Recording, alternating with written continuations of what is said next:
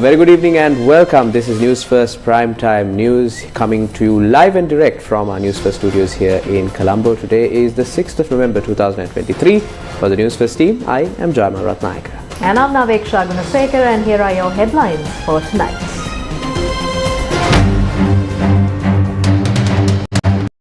President summoned Sports Secretary to inquire about Sri Lanka Cricket Interim Committee. The new committee chairman, Arjuna Ranatunga, ready to leave if not required. Dhammika Perera unveils a plan to develop cricket. CID records statement from Health Secretary over substandard human immunoglobulin. Heavy rains batter most parts of Sri Lanka. Chinese ambassador in Jaffna. In tonight's top story, Sri Lankan President Ranil Wickremesinghe had summoned the country's sports secretary to elaborate on the decision taken by the sports minister to appoint an interim committee for Sri Lanka cricket. Speaking to Newsfirst, Sports Secretary K. Mahishan said that he provided the president with the relevant information. It was reported that the president was kept in the dark about the decision taken to appoint an interim committee for Sri Lanka cricket. Chairman of the interim committee, former Sri Lanka cricket captain Arjuna Ranatunga, said that he is ready to leave the position whenever deemed unnecessary, as the position was not obtained by force. Sri Lanka Sports Minister Roshan Ranasinghe issued an extraordinary gazette to suspend the registration of Sri Lanka cricket under Section 32 and 33 of the sports law. In addition, the sports minister decided to appoint an interim committee for the purpose of exercising the powers, functions and duties of Sri Lanka cricket until an election is held or until further notice. Former Sri Lanka cricket captain Arjuna Ranatunga was appointed as the chairman of the interim committee. The other members of the committee are S.I. Imam, retired Supreme Court Judge; Rohini Marasinghe, retired Supreme Court Judge; Airangani Pereira, retired High Court Judge; H.K. Upali Dharmadasa, attorney Rakita Nirmala Rajapaksa; and M.H. Jamaldeen. The new interim committee of Sri Lanka met the sports minister earlier in the day. The most suitable person was appointed as the chairman, with 2 retired Supreme Court judges and 1 retired High Court judge. The committee will probe into all recent malpractices. In addition, a subcommittee will be appointed to look into the administration, sports development and law. The first task at hand is to bring Sri Lanka cricket forward. Ranatunga addressed the media and responded to questions thereafter. I will focus a lot more on cricket. There is a separate team for the administration. We need to uplift cricket, and this time we are doing it so that cricket will become a brand. We saw how the system made the fans despise cricket, and the Sri Lanka cricket became the most corrupt institution in the country. We will try to make it a place loved by the cricket fans and build cricketers who love the country. We have been given a task and we have accepted it. If we are asked to leave, we will leave. We did not obtain this by force. We have a president who wants to rid the country of corruption, and that is in line with the vision of the sports minister. He told in the US that we have zero tolerance for corruption. The best thing is to clean up the corrupt institutions. We will lend our support for that. There is no one in this committee to whom anyone can point the finger at. We will build cricket. This is not the main issue. The main issue is to make it to the Champions Trophy. That is our aim. If we fall below 8th in the table, we have an issue. We have talented players and we need to build them. I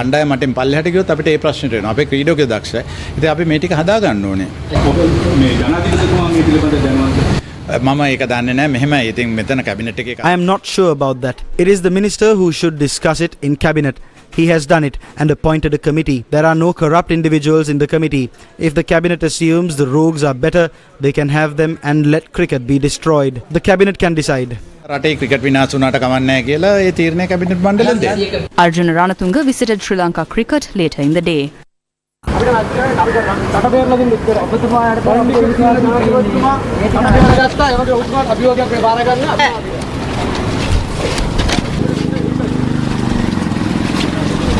අපිට දැන් cricket විතරයි තියෙන්නේ අපිට මේ බලලා සතුටු වෙන්න ඉතින් ඒකත් නැතිලා තියෙන්නේ ඉතින් අපි ඒ වෙනුවෙන් තමයි ඇවිල්ලා තියෙන්නේ. ගොලන් කරන්න බැරි නිසා තමයි අහිංසක ක්‍රීඩකයෝ අද මේ වල්මත් වෙලා ඒගොල්ලෝ එක මානසිකව වැටිලා. අපේ හදවතේ තියෙන මේ ක්‍රිකට්. ඒ නිසා මේ හදවතේ තියෙන ක්‍රිකට් අනිවාර්යයෙන්ම අපිට ලබා දෙන්න. මේ අපේ සියලු දෙනා එක්ව ගත්ත ජයග්‍රහණයක් මේක ලංකාවම කරගත්තු ජයග්‍රහණයක්.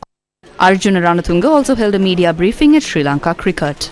මම ජනාධිපතිතුමාත් එක්ක අවුරුදු 5ක් වැඩ කරානේ. එතුමා දන්නවා මම අමාත්‍යාංශ මට I worked with the president for 5 years in 6 ministries. I have spoken to him about cricket. I do not think he will oppose the move to rid Sri Lanka cricket of corrupt individuals and clean it up. However, I am aware that certain persons circle around others. We cannot stop that. If we are told to leave, we will leave. I did not ask for a vehicle or payment. I will not earn money under an honorary title. I have my investments from cricket and I am happy with that. I am here to place cricket on the correct path. ටික මට තියෙනවා මට සන්තෝෂෙ ඉන්න පුළුවන් මම මෙතෙන්ට අවිල්ලා තියෙන්නේ මගේ වැඩ ටික පැත්තක තියලා ක්‍රිකට් වෙනුවෙන් මගේ අන්තිම පාරට ක්‍රිකට් වෙනුවෙන් යම් වැඩ කොටසක් කරලා දෙන්න. Opposition leader Sajith Premadasa commented on cricket.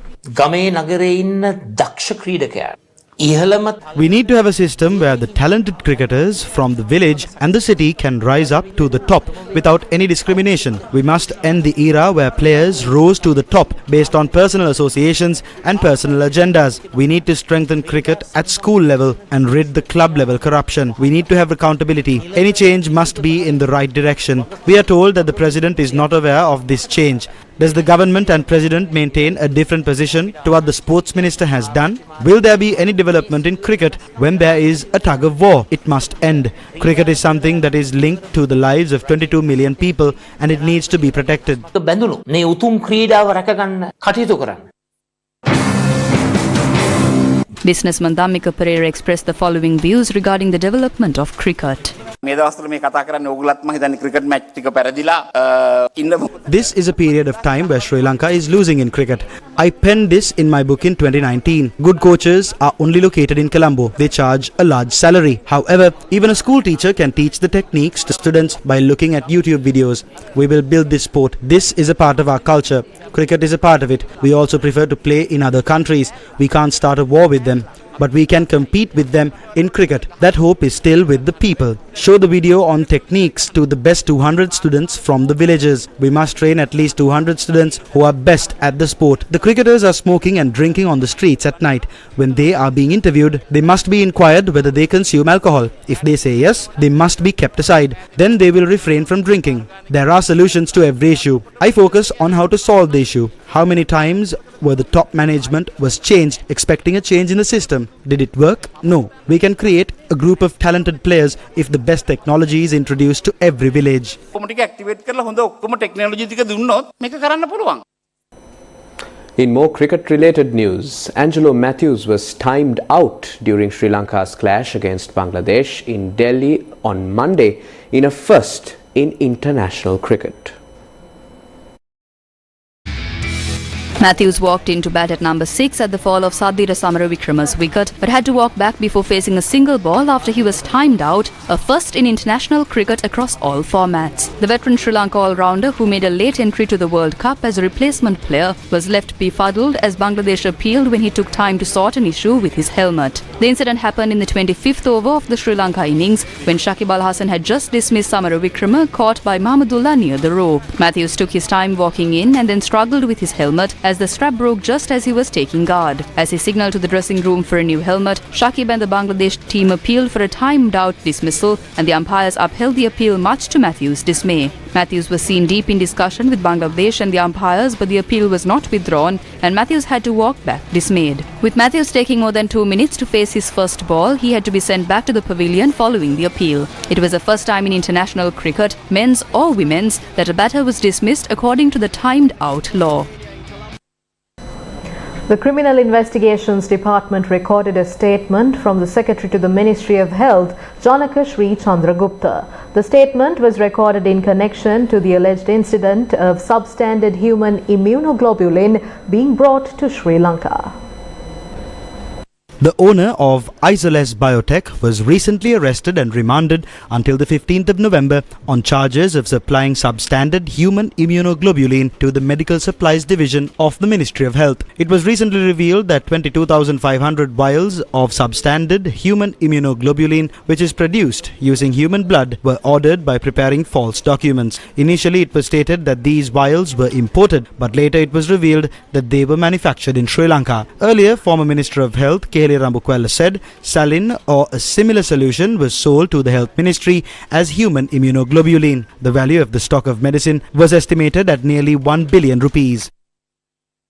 The Medical and Civil Rights Professional Association made a revelation in court today.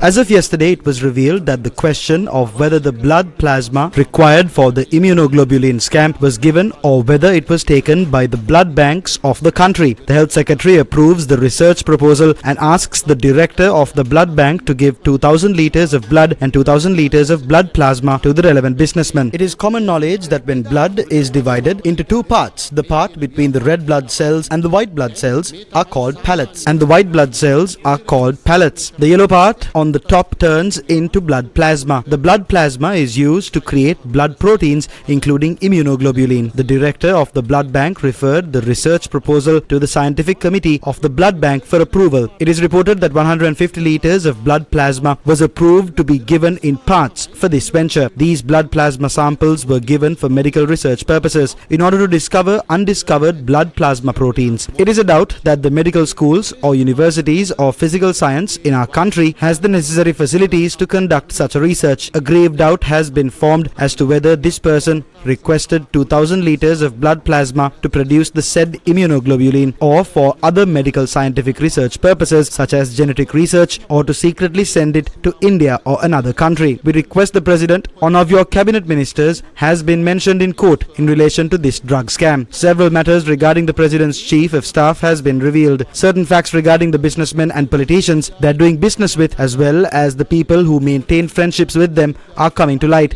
Therefore, we ask the President to reveal the necessary information to the CID in order to catch the masterminds of this immunoglobulin scam. සැබෑ මහමොලකරුවන් අනාවරණයට අපරාධ පරීක්ෂණ දෙපාර්තමේන්තුවට අවශ්‍ය කරන උපදෙස් ලබා දෙන්න. The GMOA convened a media briefing to comment on the health crisis. We called for the appointment of a committee of experts who can reach decisions with the Ministry of Health. This coordination committee must represent those in the NMRA, MSD, SPC, SPMC and the hospital representatives. The lack of coordination has led to serious damage to the system. What fate of the patients have been exposed? The most recent expose is the human immunoglobulin scandal. What fate of the patients have been exposed? The most recent expose in the human immunoglobulin scandal. It's been over a year since they started the emergency procurement system. It was not rectified. The new health minister must implement these changes without delay. Speaking at a press briefing today, Chief Incumbent of the Mihintale Rajamahavihara, Venerable Dr. Valawa Hengunawave Dhammaratana Thero spoke about the health crisis in the country. All we know is that data was erased. We don't know what happened to the lost data to this day. Now they are trying to go into the NMRA and erase all sensitive documents containing evidence of the fraudulent transactions of substandard medicines. They're all pawns. If they are following due process, then there should be an audit conducted on this matter and the NMRA should be sealed. We should remember that this incompetent president was appointed by Parliament. The electricity tariffs has increased and so has the water bills. Inflation is at an all-time high. Are we responsible for this disaster? Over 130 people got together and appointed this president. That was done purely for the self-enrichment of the politicians and not to rebuild the country. These politicians have never made decisions for the betterment of the people through the history of this country. Have you no morals to still remain in power? If you are doing it, do it well or leave. The Gammetha door-to-door program will get underway once more on Tuesday, further expanding its scope since its inception a decade ago. The Gammetha door-to-door program is the first program in the Gammetha annual calendar.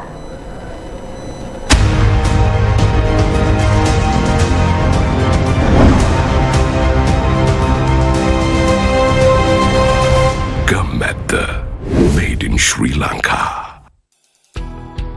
Gammadda is a movement that identifies the issues faced by the people by going to them and interacting with them in a streamlined manner. Projects to solve the identified issues are launched with the support of the people as well. Gammadda that renders a yeoman service to the village and the town alike is recognized internationally as well. The actual needs of the people are identified by Gammadda with the assistance of experts from the University of Peradeniya. I think this project is very important for the Sri Lankan rural people. The reason is that this project is identifying the problems, the social problems, economical problems and the environmental problems in these rural areas. Because we visited these 25 districts, all the 25 districts, they all have the problems in these villages. I think therefore, we need to think about this. I think I want to thanks to the Sirasa Gammadda Secretariat to invite us to look into this matter in a scientific way and analyze this data in a scientific way and implemented this and write a report and based with this report you will try to give some solutions for that. I think that will be great and I will thanks for the Sirasa Gammadda Secretariat to that. Many Sri Lankans are currently facing a plethora of hardships following the COVID pandemic and the unprecedented economic crisis, and Gammadda is prepared to identify those issues in order to bring some sort of relief to the people. This is the Gammadda Secretariat and this is the heart of the program that will kick-start on Tuesday. It is here where ideas are penned, plans are drafted and decisions are made along with the guidance necessary to solve the issues, implement projects, coordinate personnel and analyze data and also produce reports. The 7th edition of the Gammadda Door-to-Door program will commence tomorrow and the launch took place with the auspices of Chairman of the Capital Maharaja Group, Sashi Raja Mahendran. Group CEO Sunil Kanodia, Gammadda leader Shravan Daniel, among others were present for the launch. Based on the data collected from previous campaigns, we launched thousands of projects. In addition, hundreds of thousands of Sri Lankans are benefiting from these projects. Gammadda is the only organization that listens to the people of rural Sri Lanka.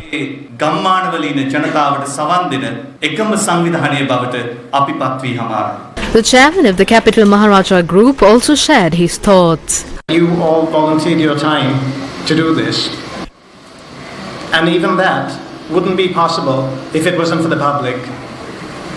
Even with all the hardship the public is going through, they continue to donate very generously all the time. They really want to help their people and the country. And this very important thing, because when you go there from house to house, you are changing lives. You are giving them a voice and you're listening to them. The Gammadda team leaders were pinned the official Gammadda badges at the event by Chairman of the Capital Maharaja Group, Sashi Raja Mahendran. CEO and Group Director of the Capital Maharaja Group, Sunil Kanodia, presented the task documentation to the team leaders.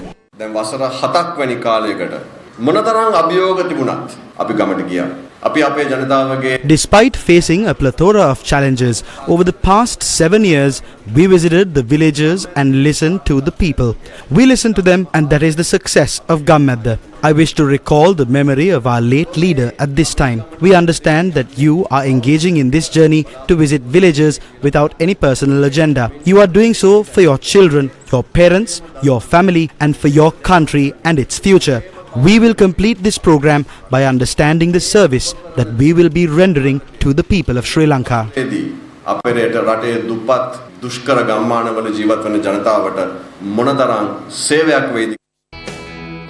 Gammadda Door-to-Door team will head to Kaluthara, Jaffna and Trincomalee to meet rural Sri Lankans and listen to them to identify the issues they face.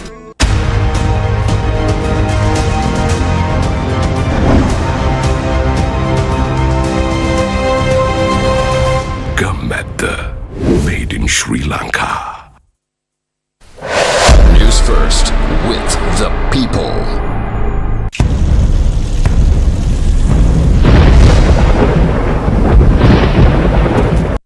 Sri Lanka's Department of Meteorology says that heavy showers about 100 millimeters are likely at some places in the western, central, Sabaragamuwa and Uva provinces as well as in the Galle and Mathura districts. It added that many areas would experience thunder showers as well.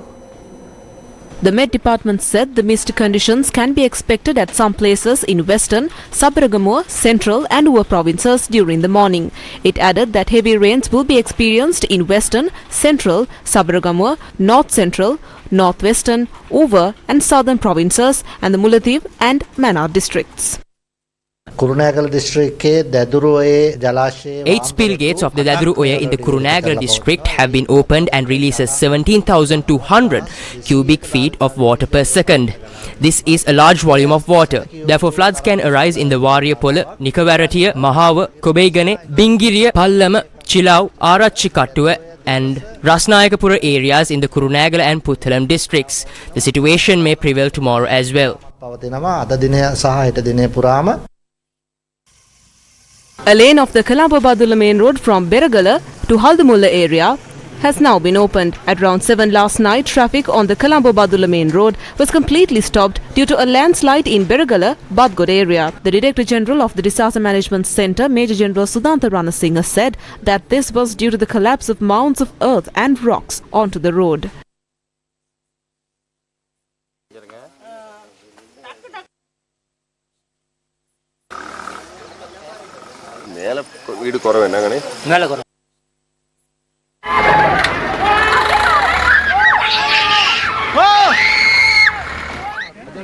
Due to the heavy rain, a motorcyclist who was riding on a water-logged drain in Pannala, Yakvila Siripalla area was caught by the flood and was swept away yesterday. The police said that this morning, with the help of the local residents, the dead body and the motorcycle were found. The victim was a 46-year-old father of 2 living in Hamawatta, Siripalla area. Due to the heavy showers experienced yesterday, the water level of Kongalara Oya has risen. Our correspondent said that due to this, many fields and lowlands in Beliata and Kahapatta areas have been flooded. Spill gates of many small tanks in Nachaduwa area have been opened due to the heavy rains experienced in Anuradhapura district since 3 days. The water level of the Yoda Canal has also increased due to the overflow of water coming out of it. Our correspondent said that due to this, there has been a slight flood situation in the lowlands on the both sides of Yoda Canal, in several places inundating around 20 houses. Meanwhile, the main road between Nochiagama and Tavuttegama was flooded at the Ottapuraj Mahavihara junction, causing disruption to traffic. Due to heavy rain and strong winds this afternoon, a large tree in the centre of Anuradhapura town fell on 2 vehicles parked in front of the shop.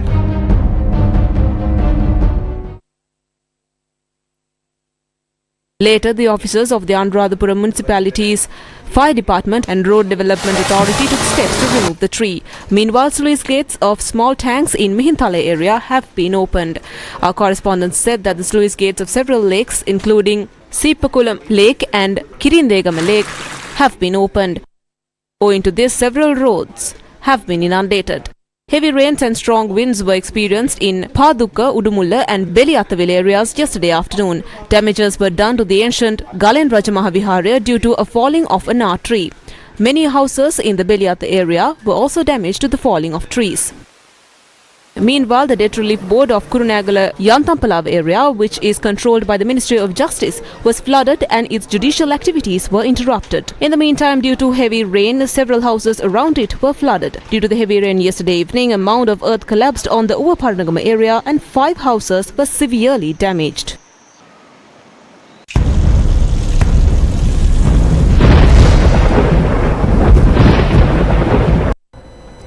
The Chinese ambassador to Sri Lanka visited Jaffna on Monday, days after India's finance minister also visited the same district. The envoy of Pakistan, a country that is closely associated itself with China, visited Saindamardu in Ampara. Chinese ambassador to Sri Lanka, Ki Zhenghong, visited the Jaffna Bishop House and presented 300 packages of dry rations to selected families under the Sri Lanka-China Buddhist Friendship Program or the Fashian Charity Project. The Chinese government has already promised to provide 150 50 million rupee to help the northern province France, and 1/3 to buy dry ration food box, and 1/3 to buy fishing net, and 1/3 to construct housing unit. All the program are undertaken. Now, as your friends, I want to take this opportunity to emphasize that China-friendly policy towards all ethnic groups, all religion believers, all areas of the whole island. We always believe that love knows no race, help knows religion. The Chinese ambassador also inspected the old district secretariat located along the Jaffna Kandy A9 road. Thereafter, he visited the new Jaffna district secretariat and presented 100 packages of dry rations to families from the Delft Divisional Secretary Zone. People's Republic of China is helping us to revive from our economic crisis in several ways. They have helped us in major development activities, not only major development activities, but also the activities like this to give immediate relief items to the needy people in Sri Lanka. In such a way, they have visited Jaffna district and provided food packages for the people selected in selected villages. Therefore, now we have invited nearly 100 families from the Delft Island, where they have identified the vulnerable people, those who are in need of immediate food items. I also want to take this opportunity to emphasize that recently His Excellency Ranil Wickremesinghe paid official visit to China is very successful. One of the outcomes is both sides between our two countries reach agreement to facilitate Sri Lanka seafood to export to China. China's fish export to Sri Lanka, especially to northern province. China is the second largest economy. We have a huge market. We warmly welcome Sri Lanka competitive products export to China. We have great potential for cooperation. The Chinese investors, China entrepreneurs have great interest in to come to the northern province. I hope the northern province also warmly welcome China investors and tourists come to the northern province. The Chinese ambassador and his delegation also visited Point Pedro. The Chinese ambassador presented 250 packages of dry rations to families at the Nawat Kulia temple in Jaffna. Retired Major General Umar Farooq Burki, the Pakistan High Commissioner to Sri Lanka, toured Saindamardu in Ampara. While attending an event at the Malharu Shams Mahavidyalaya, Saindamardu, the High Commissioner distributed dry rations to 150 people with special needs. We have a resolve to continue helping the people of this area, may it be Pothoville, Oloville, Kulumanai or up north, and through the support of the government of Pakistan that we get every year, we will definitely be looking forward to help these institutions, these schools, these poor people in much better way than we are doing today. A group of employees of the United Independent Contract Workers Union who work under contract basis for the Department of Agriculture visited the Ministry of Agriculture this morning. They are requesting that their employment status be made permanent. A group of representatives representing the 9 provinces of the country participated in this, and they held a silent protest opposite the Ministry of Agriculture. Although a few representatives were allowed to visit the Ministry of Agriculture, they said that they would be heading towards the Presidential Secretariat as a discussion at the ministry was unsuccessful. They left by bus to visit the Presidential Secretariat. However, the police did not allow them to leave. Later, with the intervention of the police, 5 representatives were released for a discussion. The group dispersed following the promise to return for another discussion on Monday. A special media conference was held at the Nuwara district Sasanaraksha Balamandale today. The press conference attended by the Mahasangha focused on proposals made to sell the resources of the Nuwara district.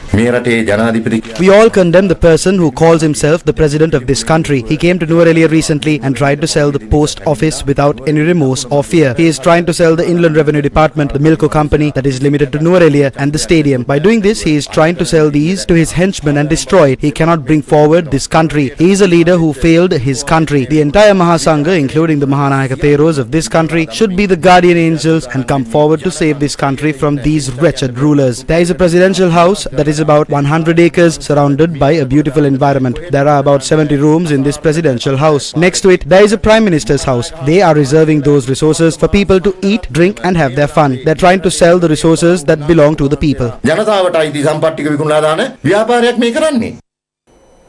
Sri Lanka's Peko Trail was recognized by the British Guild of Travel Writers and won an award at a gala event in the United Kingdom.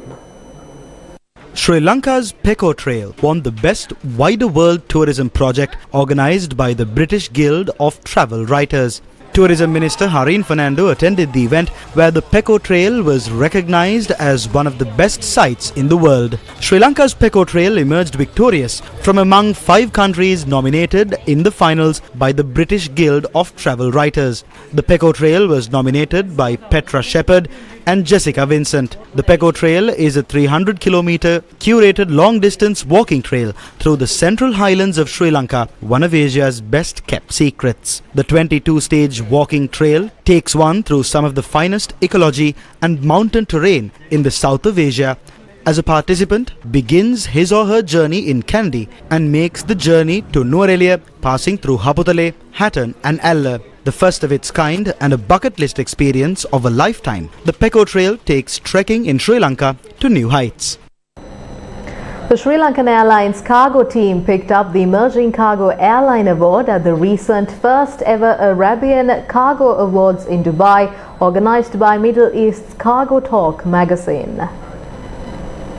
The event honoured star performers in the cargo and logistics community of the Middle East and reinforced Sri Lankan cargo's position as a growing constant in the air trade links between South Asia and the Middle East. Sri Lankan cargo has been providing connectivity across the Middle East, Europe, South Asia, Southeast Asia, the Far East and Australia. Murals of Sri Lanka are considered a mirror that reflects our proud history and the amazing skills of past Sri Lankan artists. Conservation of these historic murals in order to hand them over to future generations is considered a vital task.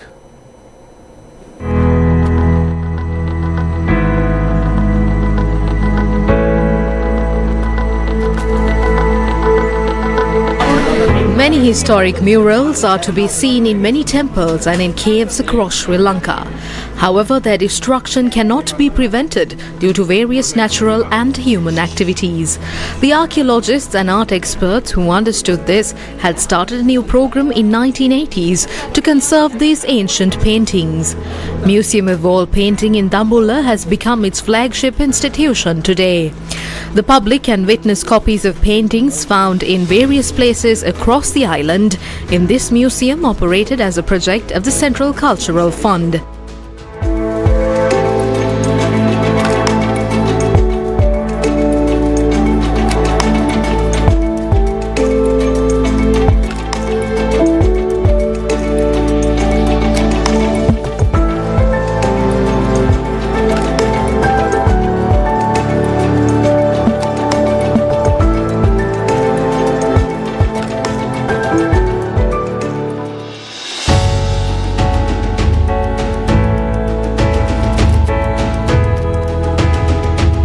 A conservatory with copies of ancient art pieces that is not open to the public also operates within the museum, but its doors were opened for Newsfirst. This conservatory, which is maintained at a high cost and is followed by technical procedures, is not open to the public as it is considered a sensitive and protected site. More than 1,000 copies of these paintings have been preserved here. ඇඳලා තියෙන්නේ සිතුවම්කරණය කරලා තියෙන්නේ 1980 ගණන්. එතකොට දැන් මේවට අවුරුදු 40 ගණක් වෙනවා ආසන්න වශයෙන්. ඒ 40 ගණන් ඇතුළත This was painted in 1989 and now they are about 40 years old. When we researched several temples during these 40 years, these paintings are not to be found anymore. We have computerized these paintings and have secured them completely. Anyone can obtain their information such as what this painting is, which temple this belongs to, which period this was painted in, what is the Jataka story behind it, and who the artist was. We brought down a professor to value this, but he refused to do so, saying that if we auction these paintings in Europe, the value of income that can be obtained from selling them in the auction can bridge the country's budget deficit. වෙන්දේස් කළා විකුණුවොත් එහෙම මේ චිත්‍රවලින් ඒ ගන්න ආදායමේ ලංකාවේ තියෙන ආයවැය පරතරය 0 කරන්න පුළුවන්. The originals of some paintings in the museum cannot be seen today. Therefore, the Central Cultural Fund is making a great effort to make copies of more paintings daily under the guidance of conservation experts.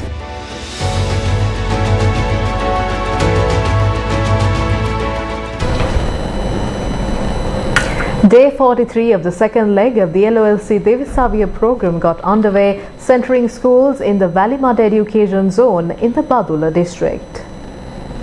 The second leg of the LOLC Divisavya program will provide school books and stationery items to schools with less than 100 students. Students will be provided school books and stationery for a period of 1 year under the program. This world initiative is a collaboration between LOLC Group and the Ministry of Education. School books and stationery items were provided to 1,100 students from 16 schools in the Valley Mud Education Zone. School books and stationery items were provided to students from Balathadala Vidyalaya, Katugalla Vidyalaya, Uduhavara Medihina Vidyalaya and Albert Damila Pradhamika Vidyalaya.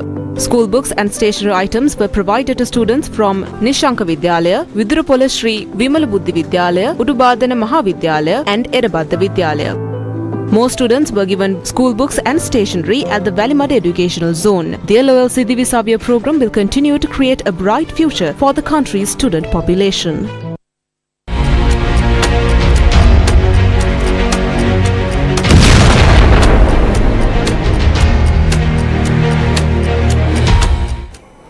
The heads of all 18 major UN agencies have issued a rare joint statement calling for an immediate humanitarian ceasefire in the war between Israel and Hamas and expressing outrage at the civilian death toll in Gaza.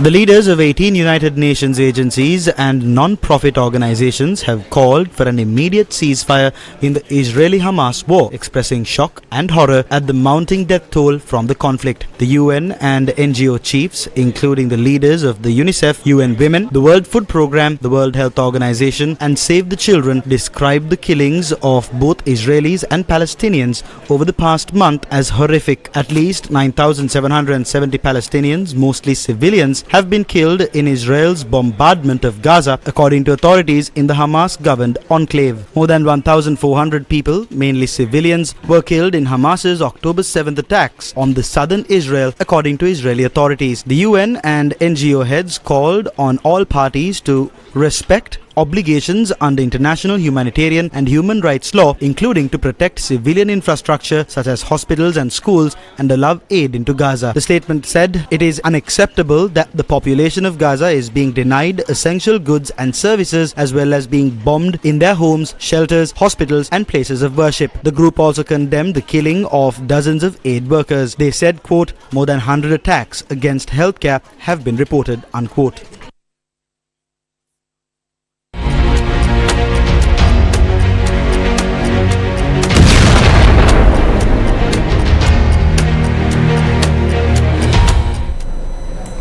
And that's a wrap of Primetime News for tonight. For all these stories and much more, visit our website, that is www.newsfirst.lk. For the Newsfirst team, I'm Naveksha Gunasekara. And I'm Zaima Ratnayaka. Good night. Good night.